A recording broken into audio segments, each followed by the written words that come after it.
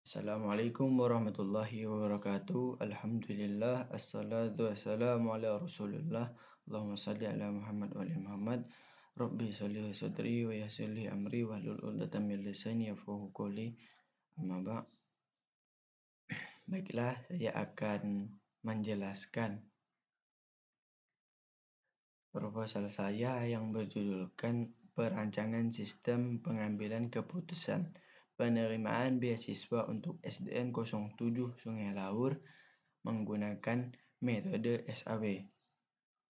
Oke, masuk ke latar belakang, yaitu mengapa sih saya mengambil modul ini? Karena pertama, satu tentang perkembangan teknologi. Kita tahu perkembangan teknologi saat ini sangatlah pesat, meningkat drastis, perkembangannya sangat cepat. Nampak saya jika kita tidak menggunakan perkembangan teknologi ini. Beda sekali pada pekerjaan yang kita lakukan terhadap suatu dengan teknologi dan secara manual. Yang menggunakan teknologi serasa lebih efisien dan efektif dan mendapatkan nilai yang mendekati kebenarannya, yaitu tidak terlalu meleset dari perkiraan. Yang kedua, saya melihat studi kasus dari SDN 07 Sukaramai, Kecamatan Sungai Laur, Kabupaten Ketapang itu sistem pemberi penilaian untuk penerimaan beasiswa itu masih manual dan sangat memakan waktu yang sangat banyak. Dalam penerimaan beasiswa di SDN 07 Sungai Laur masih menggunakan metode yang sangat manual, yang mana metode manual ini sangat membutuhkan waktu yang lama dan membutuhkan sumber daya manusia yang banyak. Dengan menggunakan aplikasi atau web yang akan saya ciptakan atau saya buat untuk SDN 07 Laur ini sangat membantu untuk SDN 07 Laur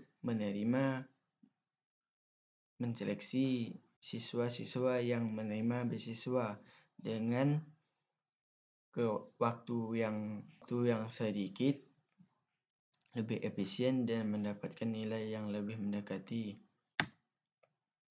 Oke, masuk ke rumusan masalah. Saya mempunyai dua rumusan masalah di sini, yaitu pertama, bagaimana membangun sistem pendukung keputusan untuk menentukan penerimaan beasiswa ini dengan metode Simple Additive Widgeting. Yang kedua, bagaimana menerapkan metode SAW dalam sistem pendukung keputusan penentuan penerimaan beasiswa dengan kriteria yang telah ditetapkan oleh SDN 07 Sungai Laur. Ya, kita bisa menjawab kedua rumusan masalah ini kepada tujuan penelitian. Yang pertama, membangun sistem pendukung keputusan penentuan siswa penerima beasiswa dengan metode semantik Simple Additive Widgets.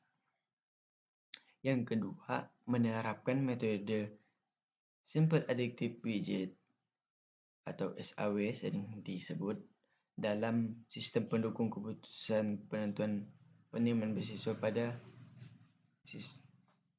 siswa SDN 07 Sungai Laur. Oke, baik, lanjut ke batasan masalah. Saya mempunyai 4 batasan masalah. Yang pertama, metode yang digunakan hanyalah Simple Additive Widgeting atau disebut SAW. Yang kedua, hanya diterapkan di SDN 07 Sungai Laur.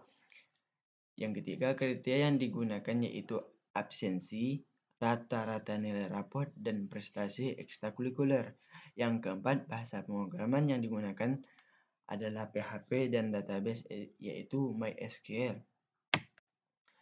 Oke, lanjut ke manfaat penelitian.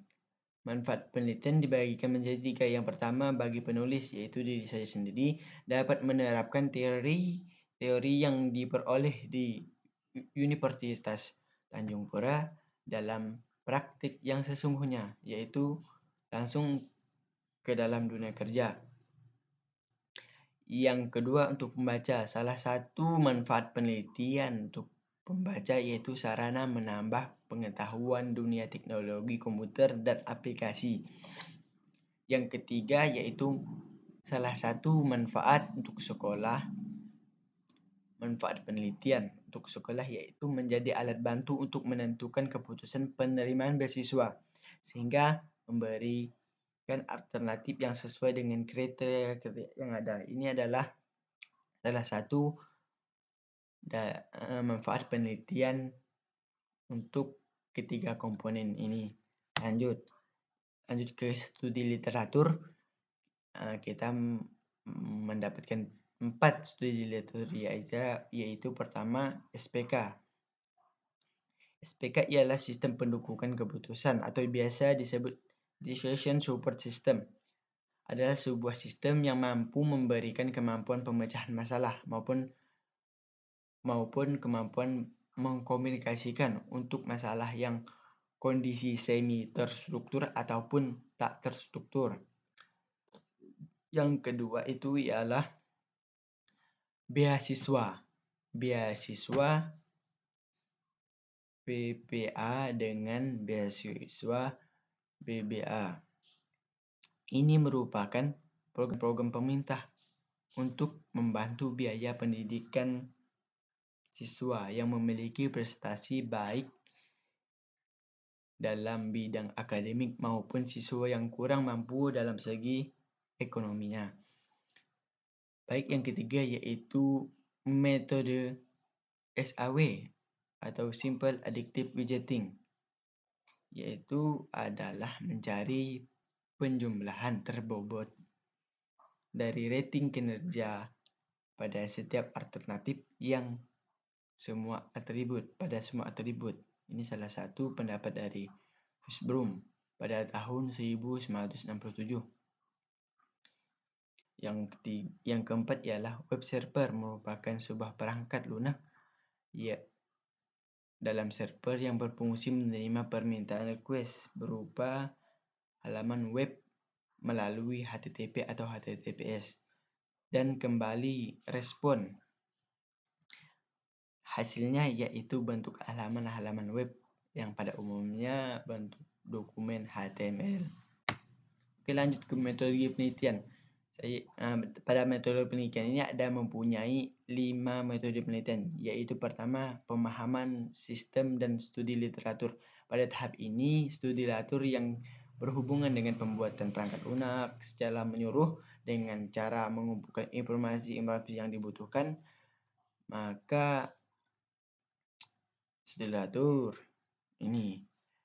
Oke, yang kedua yaitu desain sistem. Pada tahap ini, perancangan sistem dari perangkat lunak menggunakan studi literatur yang telah kita pelajari tadi, serta mempelajari teknologi yang telah diterapkan pada aplikasi yang telah ada.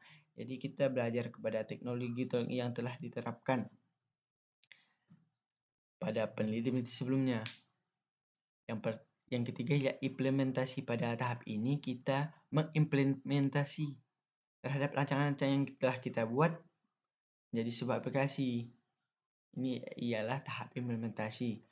Yang keempat itu pembuatan laporan, yang mana pembuatan laporan ini mulai dari semua dasar teori yang kita gunakan atau metode-metode yang kita gunakan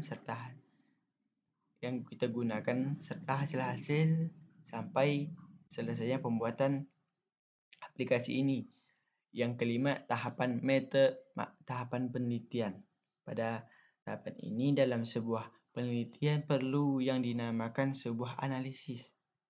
Mulai dari analisis kebutuhan sistem sampai dengan desain sistem yang kita butuhkan. Oke, lanjut. Rencana penelitian. Oke, rencana penelitian ini kami mempunyai 8 kegiatan dengan 6 bulan pengerjaan. Oke, lanjut kegiatan pertama yaitu penulisan proposal. Penulisan proposal dimulai dari bulan Juni, minggu pertama dan minggu kedua. Kegiatan kedua yaitu pengkajian proposal, yang mana dimulai dari bulan Juni minggu ketiga, minggu keempat, dan bulan Juli minggu pertama. Yang selanjutnya yaitu seminar proposal, yang mana dilakukan bulan Juli minggu kedua dan minggu ketiga. Yang selanjutnya kegiatan keempat itu pengumpulan dan pengelolaan data, yang dimulai pada bulan Juni minggu keempat sampai September minggu keempat. Yang kelima, analisis perancangan sistem, yang dilakukan dari September minggu ketiga sampai Oktober minggu keempat. Lanjut kegiatan keenam yaitu implementasi sistem, yang dilakukan mulai dari Oktober minggu ketiga sampai November minggu ketiga. Yang ketujuh yaitu pengujian sistem. Pengujian sistem dilakukan pada bulan November minggu keempat sampai Desember minggu kedua. Yang terakhir adalah penyusunan laporan penelitian, yang dimulai dari Juni Juli minggu keempat sampai Desember minggu keempat. Oke, lanjut. Oke, mungkin hanya ini yang dapat saya sampaikan. Kurang lebihnya saya mohon maaf. Assalamualaikum warahmatullahi wabarakatuh.